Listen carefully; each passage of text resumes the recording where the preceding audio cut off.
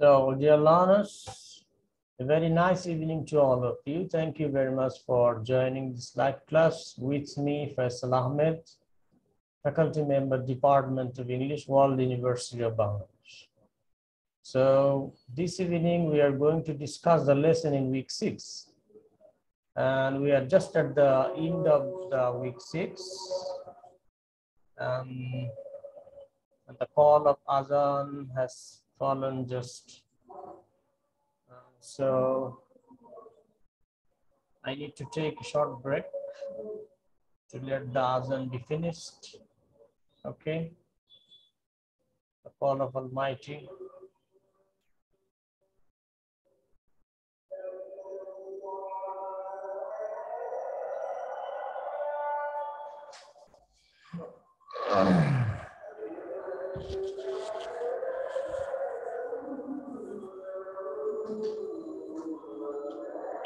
Wait for a few seconds, I mean few minutes to let the Azan be finished, then I will resume the session, okay? Just be patient and hang out with me in the live class.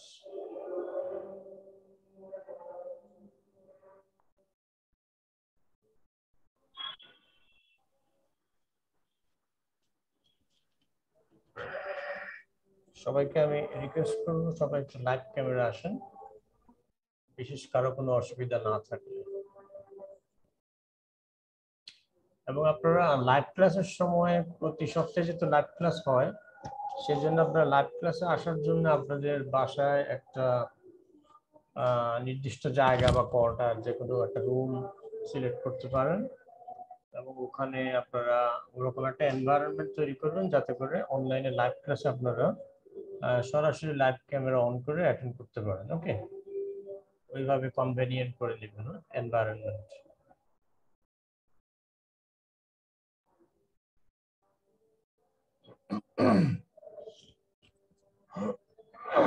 Excuse me.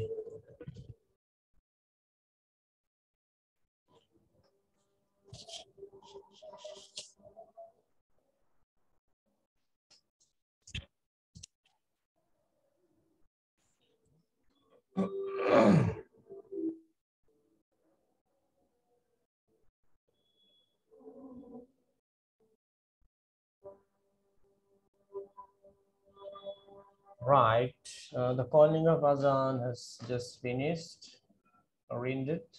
So now we can resume the live class. Thank you for being patient during the time. So we are in 6th of, I mean the live class week 6 and just at the end of week 6, okay? And I believe as usual that you completed studying all the lecture materials uploaded in e-learning platform, okay? So now we, through the live class, we will mitigate the gap between our understanding and the delivery of my lessons, okay? And the gist of the text, okay, how far we have understood or comprehended, okay, or apprehended. Let's see. So before beginning the class, I'd like to ask you to say something about the poem Sailing to Byzantium. What does the title indicate or imply, and what actually the major themes and actually to which things specifically the speaker focuses on, or the poet William Butler Yeats told to his readers or audience. So can you share your ideas and understanding with me before I start my discussion? Anyone can say. I won't call you specifically by your name. So anyone among you can start.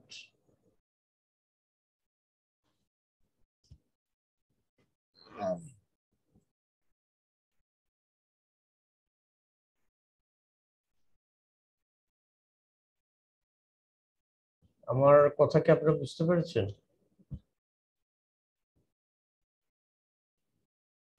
Hello,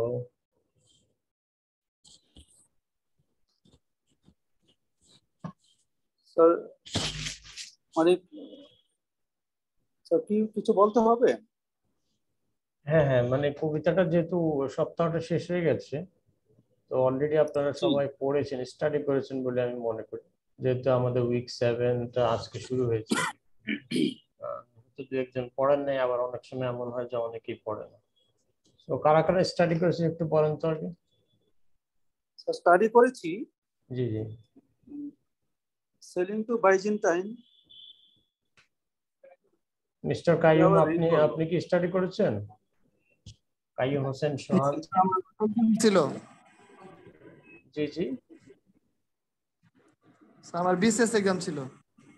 O BCS exam, তার মানে আপনি study করেননি। আচ্ছা, বিতি Saha, বিতি Saha study করেছিলেন? করে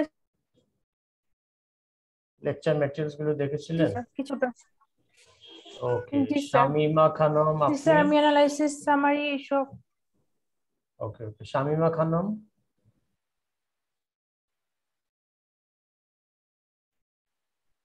আপনি কিছু পড়েছেন?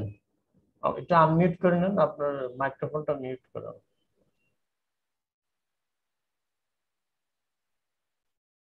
আপনার কথা শুনতে পাচ্ছি না। শামিমা খানম।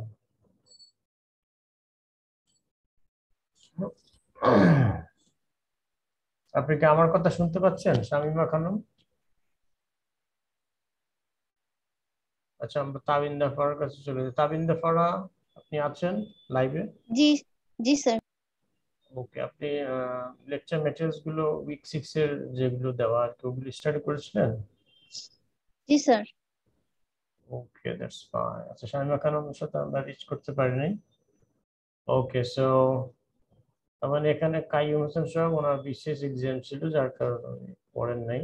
যাই হোক, আর অন্যান্য বাকিরা সবাই একটু টাচ দিয়েছেন, আর শামিমা খানম ওনার সাথে কথা বলতে পারিনি।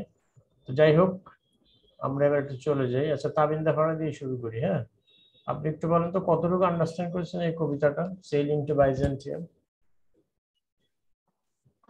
সেলিং টু বাইজিয়াম এটা হচ্ছে আহ, তুরস্কের, বর্তমান তুরস্কের যে রাজধানী ইস্তানবুলের, জি। ইস্তানবুলের রাজধানী, হুম। ইস্তানবুলের রাজধানী হচ্ছে বাইজেন্টিয়াম।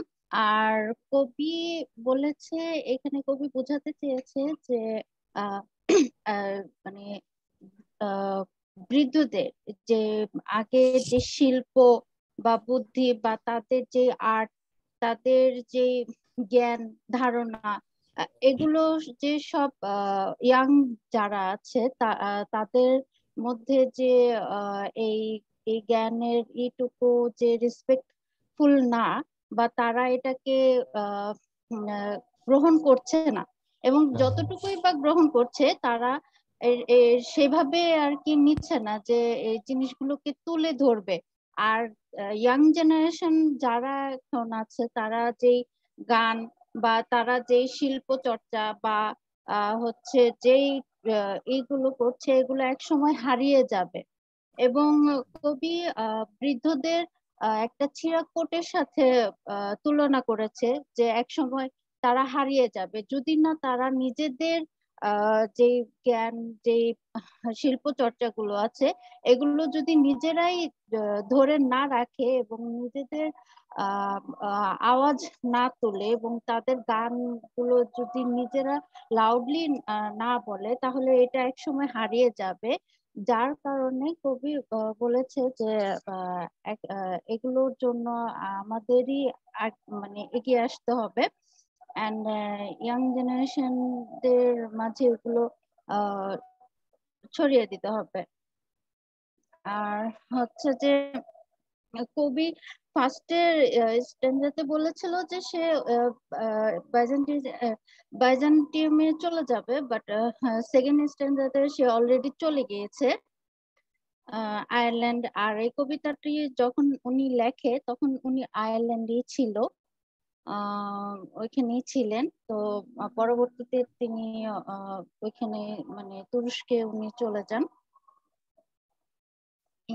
স্যার এতটুকু অ্যানালাইসিস করতে পেরেছি।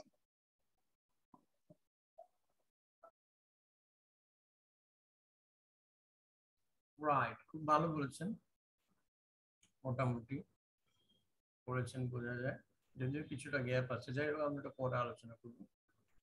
ওকে, নেক্সট হচ্ছে বিথি সাহা। বিথি সাহা কি আছেন অনলাইনে? আচ্ছা স্যার। হ্যাঁ, আপনার আইডিয়াগুলো একটু শেয়ার করেন তো দেখি কতটুকু আন্ডারস্ট্যান্ড করতে পেরেছেন সেলিং টু বাইজেন্টাইন। স্যার কবিতাটিতে আমি মনে করি যে দুইটি জিনিস এখানে প্রেজেন্ট করা হয়েছে। সেটা একটা হচ্ছে জীবনের ক্ষণস্থায়ী একটা সময়, আর আরেকটি হচ্ছে প্রকৃতির যে স্থায়িত্ব। এখানে কবি পৃথিবী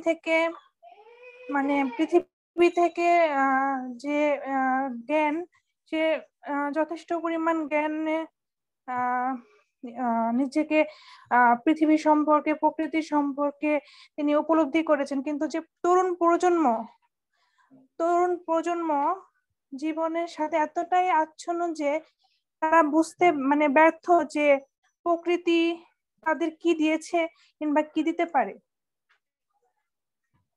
এখানে কবি শুধুমাত্র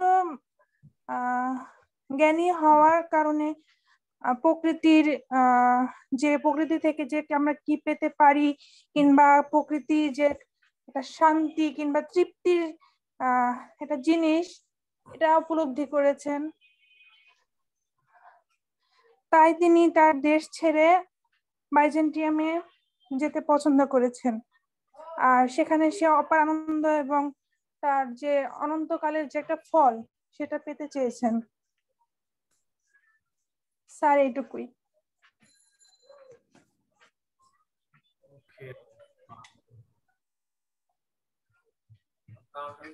কিছুটা হয়েছে, বাট কিছুটা ঘুরিয়ে ফিরিয়ে অনেকটা ঘোলাটে বা অনেকটা অবস্কিউর আর কি। যাই হোক, আমরা এবার চলে যাই মিস্টার গোলাম কবির কাছে। আপনি আছেন অনলাইনে মিস্টার গোলাম কবির? জি আছে স্যার। আপনার আইডিয়াগুলো শেয়ার করুন, কতটুকু আপনি কমপ্লেন করতে পেরেছেন এই কবিতাটা সম্পর্কে। স্যার সাউন্ডটা একটু মনে লস শোনা যাচ্ছে। ও, আমার সাউন্ড শুনতে পাচ্ছেন স্যার? হ্যাঁ হ্যাঁ, আপনার কথা আমি শুনতে পাচ্ছি।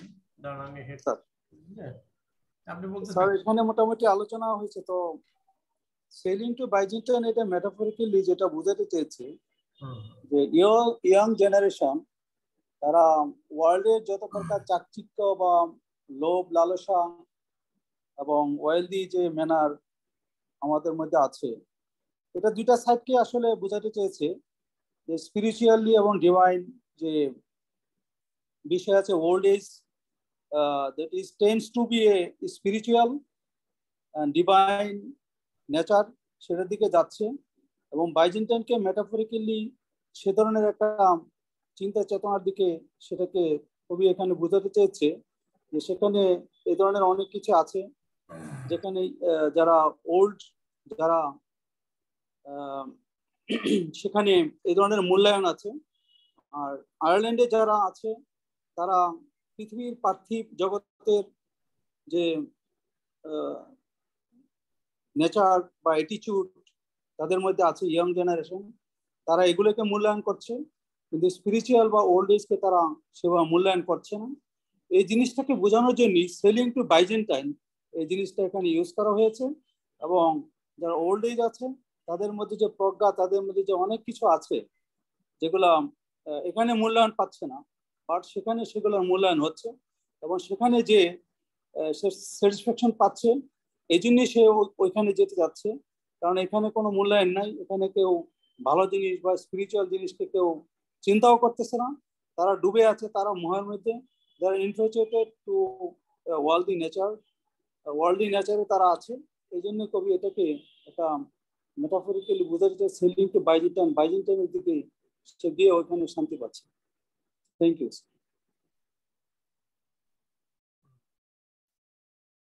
That's fine, very good discussion. তারপরে কিছুটা অবস্কিউর, আমি স্যাটিসফাইড না আনফরচুনেটলি। এখানে তাবিন্দা ফারা কিছুটা কাছাকাছি আলোচনা করেছেন, বাকি মিস্টার গোলাম কবির আর বিথিশা আপনারা একটু অবস্কিউর আলোচনা করেছেন, যাই হোক আমরা এটা ক্লারিফাই করবো এখন। শামীমা খানম আপনি আছেন?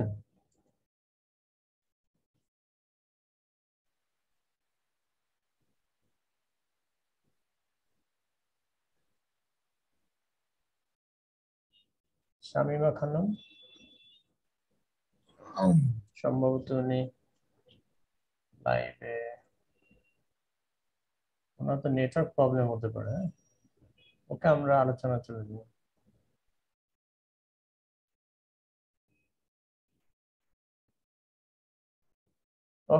Right, so in this lesson, we'll discuss an introduction to Sailing to Byzantium with a background, poem recitation with text, a brief synopsis, structure of the poem, and then critical critics or commentary.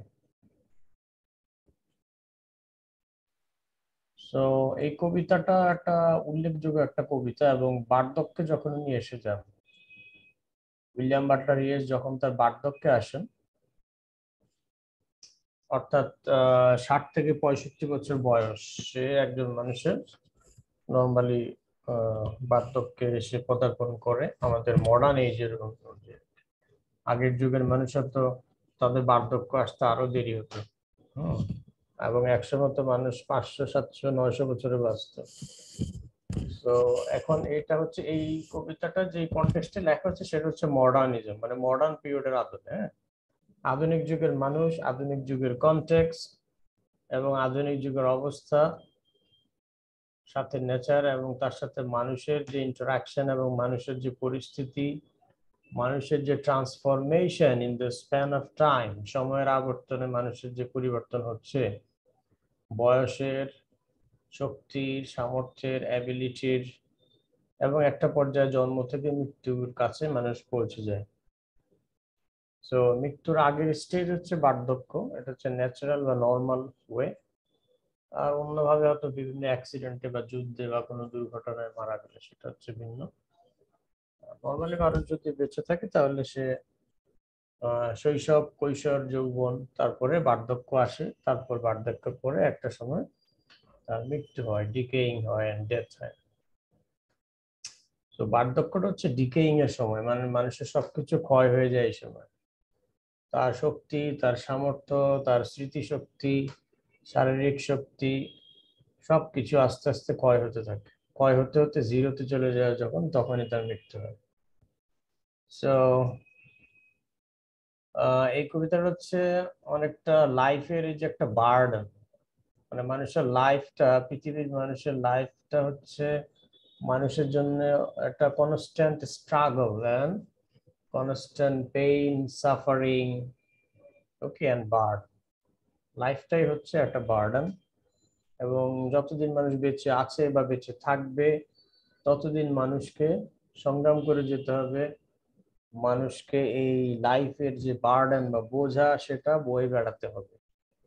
যেমন এই ব্যাপারে জীবন সম্পর্কে বহু writer বহু কথা বলেছেন, তার মধ্যে বিখ্যাত হচ্ছে লিও টলস্টয়ের যে উপন্যাস ফায়ার অ্যান্ড পিচ, যুদ্ধ এবং শান্তি। উনি পুরো লাইফটাকে যুদ্ধে দিয়ে রূপক অর্থে যুদ্ধ বলেছেন। আর লাইফের পর মানে মৃত্যু যখন হয়, ডেথ, মৃত্যুর পরে মানুষ চিরস্থায়ী শান্তিতে ঘুম বা শান্তিতে চলবে, পিচ, শান্তি। এবং সকল মানুষ আরাম চায়, শান্তি চায়, সুখ চায়, ভালোবাসা চায়, আনন্দ চায়, কেউই কিন্তু কষ্ট চায় না, বা একটা অশান্তি বা অস্থিরতা, আপসেটনেস, আনহ্যাপিনেস, স্যাডনেস, এগুলো মানুষ চায় না। বা মানুষের কোনো কষ্ট, সাফারিং, বেঁচে থাকার জন্য সাফারিং বিভিন্ন সময় বিভিন্ন ধরনের হয়ে থাকে। সো এই যে মানুষের জীবন আর মৃত্যু যে সন্ধিক্ষণ, এবং মানুষের এই জীবনটা দুইটা ভাগে বিভক্ত করা যায়। একটা হচ্ছে তার সোল, আর একটা হচ্ছে তার বডি। বডিকে এনিমেলের সাথে তুলনা করা যায়, যেটা এই কবিতার মধ্যে সরাসরি একটা লাইনে শব্দটা আছে, এনিমেল। শরীরটা হচ্ছে একটা এনিমেলের মতো, মানে প্রাণীর মতো। এর মধ্যে ডিজায়ার আছে, এটা আনন্দ বা কোনো আনন্দের কিছু হলে আনন্দ পায়, কষ্টের কিছু হলে কষ্ট পায়, সেনসিটিভ। ওকে, এবং বেশি কষ্ট হলে তখন সেটা মৃত্যুবরণ করে। এবং এটা অনেক সময় ভায়োলেন্ট হয়ে যায়, আবার অনেক সময় পিসফুল হয়। হ্যাঁ, পুরোপুরি একটা অ্যানিমালিস্টিক, অর্থাৎ প্রাণী সুলভ একটা বা বিস্টলি একটা ক্যারেক্টারিস্টিক আমাদের এই শরীরের মধ্যে। অর্থাৎ মানুষের পূর্ব প্রজন্ম একটা সময় বিভিন্ন যারা হিস্টোরিয়ান ঐতিহাসিকবিদ তাদের মতে মানুষ ছিল একটা সময় প্রাণীরই অংশ। মানে মানুষ তো প্রাণী, হয়তো অন্যান্য প্রাণীকে এখন মানুষ ডমিনেট করছে, রাজত্ব করছে মানুষের অন্যান্য প্রাণীদের উপর তার মেধা এবং বিজ্ঞতার মাধ্যমে। কিন্তু মানুষ তো মূলত পক্ষে প্রাণী, তাই না? তো মানুষের এই শরীরটা আসলে প্রাণীর মতো, অন্যান্য প্রাণীর যেরকম খাবার দাবার, হ্যাঁ, সঙ্গীত দরকার হয়, এরকমের ভালো কিছুর দরকার আনন্দের জন্য। ওকে, মানুষেরও ঠিক তেমনি এই শরীরটাকে টিকিয়ে রাখার জন্য খাবার দাবার, সঙ্গীর দরকার হয়, বন্ধুর দরকার হয়, বা আনন্দ করার উপকরণের দরকার হয়। তো কিন্তু এইটা হচ্ছে একটা পার্ট, হ্যাঁ, যেটা বিসলি পার্ট বলা হয়েছে, মানে পশু সুলভ একটা অংশ। পশুদের যেরকম দরকার আমাদের দরকার। আর আমাদের কিছু বাড়তি বিষয় আছে যেটা হচ্ছে আমাদের সোলের সাথে কানেক্টেড। হ্যাঁ, সোল সোল যখন অসুস্থ হয়ে যায় তখন সেটা অতিমাত্রা লোভ করে, অতিমাত্রা অমানবিক হয়ে যায়। অর্থাৎ যেটা তখন বলে যে মানুষ পশুর চাইতেও নিকৃষ্ট হয়ে গেছে।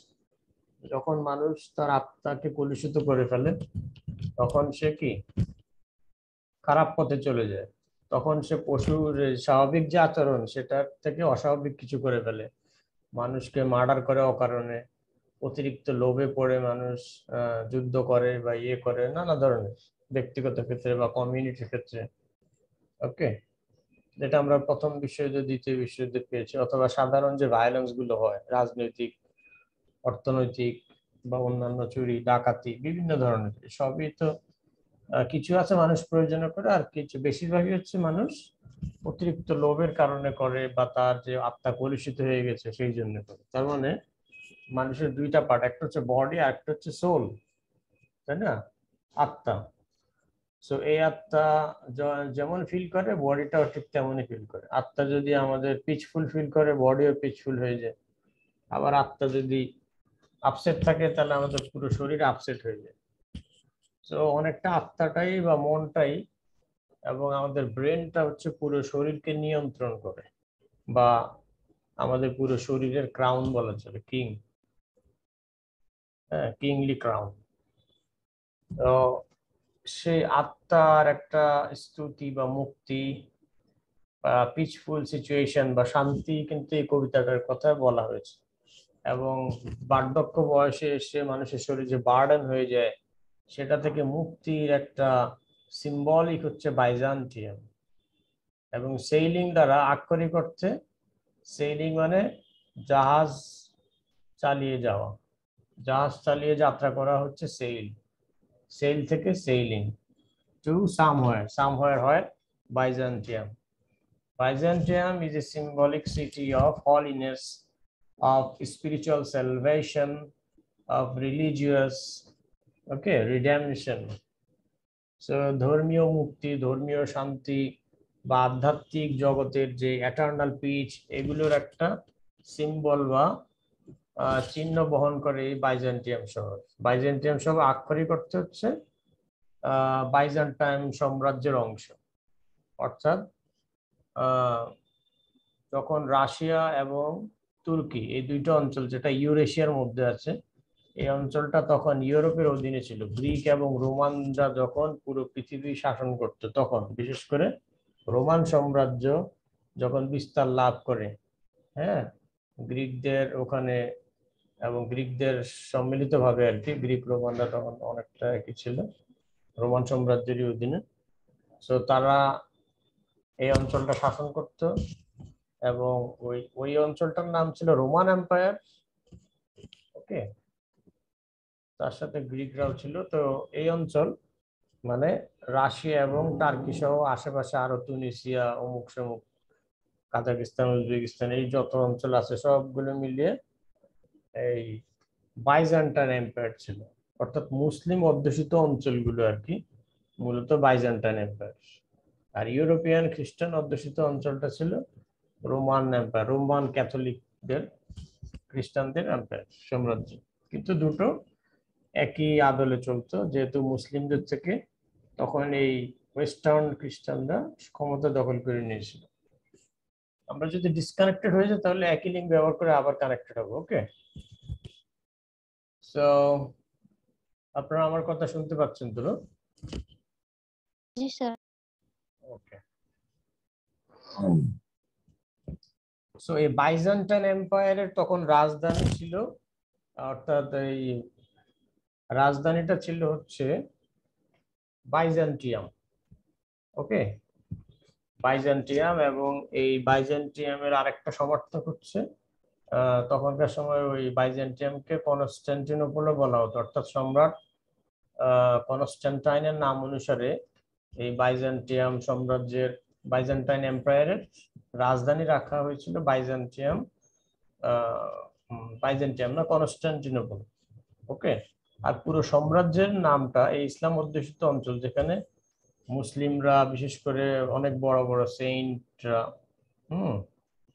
মানে পীর বুজুর্গান, এই টাইপের লোকেরা এখানে আধ্যাত্মিক সাধনাটা করতো আর কি তখনকার সময়। হ্যাঁ, বিশেষ করে ইসলামিক রেভলিউশনের পরে।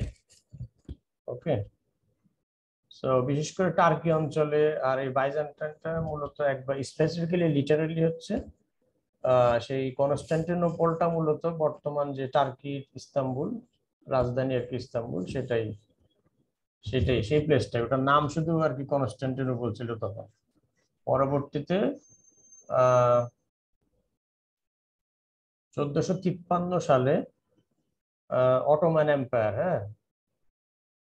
অটোমান এম্পায়ার বা মুসলিম সাম্রাজ্যদেরকে অটোমান এম্পায়ার বলা, অটোমান বলা হয় আর কি। অটোমান মূলত বিকৃত একটা নাম, এটা উসমান, খলিফা উসমানের খিলাফতের সময় হয়েছিল। হ্যাঁ, উসমানটাই বিকৃত হয়ে অটোমান হয়ে গেছে। খ্রিস্টান বা ওয়েস্টার্নরা এটাকে উসমান তো আর এটা তারা বলতে পারে না, তারা তাদের ইংলিশ অ্যাকসেন্ট অনুযায়ী উসমানটাকে অটোমান বলে। হ্যাঁ, আমরা তো ওসমান ইয়ে যে ওসমান সাহাবী ছিলেন, তাই না? সাহাবী তো ছিলেন না? সো এই ওসমান, খলিফা ওসমানের যে খিলাফত শুরু হয়, মানে একটা শাসন, গভর্নমেন্টটাকে খিলাফত বলে আর কি। সেই গভর্নমেন্ট সিস্টেমে যেই সাম্রাজ্য গড়ে ওঠে, ইসলামিক সাম্রাজ্য, সেটাই পরবর্তীতে এই উসমান এম্পায়ার বা উসমান সাম্রাজ্য, উসমান খিলাফত ছিল। তো ওটা ওয়েস্টার্নরা উসমান বলতে পারতো না, ওরা অটোমান বলতো। এই জন্য ইতিহাসের পাতায় এটা উসমান আর আসেনি, অটোমান হয়ে গেছে। ওকে, সো তার মানে এই অঞ্চলটা মুসলিমরা দখল করে না 1453 সালে। তার আগে কিন্তু খ্রিস্টানরা, গ্রিকরা এবং রোমানরা এই অঞ্চল শাসন করে, এবং এই অঞ্চলের সাম্রাজ্যের নাম দিয়েছিল তারা বাইজেন্টাইন এম্পায়ার, এবং এটাকে বাইজেন্টিয়াম বলা হতো। বাইজেন্টিয়াম মূলত ওই যে তুর্কি অঞ্চলের যে ইস্তাম্বুল। ওকে, এই যে এখানে তো সব দেওয়াই আছে, আমি দিয়েছিলাম আর কি আপনাদেরকে এখানে অনেক ইনফরমেশন। সো সো এই অঞ্চলে বিশেষ করে তুর্কি এবং তখনকার সময় যে পারস্য সাম্রাজ্য এবং তুর্কি, এই দুই অঞ্চলে অনেক বেশি স্পিরিচুয়াল প্র্যাকটিস হতো। মানে মুসলিম সেইন্টরা, পীর দরবেশরা থাকতো, যার কারণে ওই যে আমাদের সিলেট অঞ্চলে শাহজালাল, শাহপরান, এরকম যারা অনেক বুজুর্গ পীর, ইসলামিক সেইন্ট বলা হয় বা সেইজ বলা হয়, এই ধরনের কিছু ইসলামিক সেইন্ট বা সেইজ, হ্যাঁ, তখনকার সময় আবির্ভাব ছিল। এবং তারা পার্থিব জগৎটাকে তুচ্ছ জ্ঞান মনে করতো, এবং যেটা আমরা ইসলামিক ফিলোসফিতে সবাই জানি যে মানে মৃত্যুর পরের যে এভারলাস্টিং পিসফুল হ্যাপি লাইফ বা হেভেনলি বা স্বর্গীয় যে জীবন, হ্যাঁ, সেটার জন্য তারা, এবং ঈশ্বর বা আল্লাহকে পাওয়ার জন্য তারা সাধনা করত। সেই সাধনাটা হচ্ছে স্পিরিচুয়াল একটা জার্নি, এবং এই স্পিরিচুয়াল জার্নিটাকে বলা হয় সাধনা আর কি, মেডিটেশন বা যেটাই বলি আমরা। হ্যাঁ, ইবাদত, প্রার্থনা ইত্যাদি করার মাধ্যমে, প্রেয়ারের মাধ্যমে, ওয়ার্শিপের মাধ্যমে, অথবা বিভিন্ন যে যে জিকির করে আমাদের ইসলামিক সেন্টার, তো ওইভাবে আর কি। সো ওই জিনিসটাকে ইন্ডিকেট করেছে। হ্যাঁ, এখানে কবিতার মাধ্যমে বলেছে, তবে একবারে ডিরেক্টলি সে ওটাকে বোঝানে। শুধু এখানে এই কবিতার স্পিকার শুধুমাত্র আত্মার যে মুক্তি, চিরস্থায়ী শান্তি বা হ্যাভেনলি সুখ সেটা কামনা করেছেন, তবে আর্টিস্টিক ওয়েতে, সেটা রিলিজিয়াস ওয়েতে না। হ্যাঁ, বা রিলিজিয়নকে ব্যবহার করে না, বা ধর্মীয় প্রার্থনার মাধ্যমে না, বরং পোয়েট্রি বা আর্ট এবং শিল্প, ভাস্কর্য ইত্যাদি শিল্পকর্মের মাধ্যমে। ওকে, অর্থাৎ তার শিল্পকর্ম হচ্ছে পিসফুল, এবং এটাই তাকে হয়তো এটার্নাল একটা পিস দিবে, এই ধরনের একটা কল্পনা তার মধ্যে।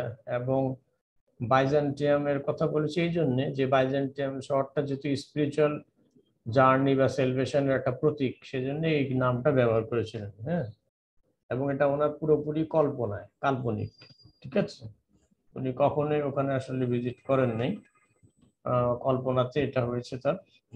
যা যখন তার বয়স 60-র ওপরে, 65-এর মতো, বার্ধক্য একেবারে জেঁকে বসেছে শরীরে। হ্যাঁ, তখন এটা তার কাছে একটা বার্ডেন মনে হচ্ছিল, শরীরটাকে বিচ্ছিন্ন করে দিলে তার আত্মাটা হয়তো শান্তি পায়, এরকম আর কি। বৃদ্ধ বয়সে মানুষের নিজের শরীরই তার জন্য বার্ডেন হয়ে যাবে। ওকে, সো আমরা এবার কবিতাটা রিসাইটেশনে চলে যাই।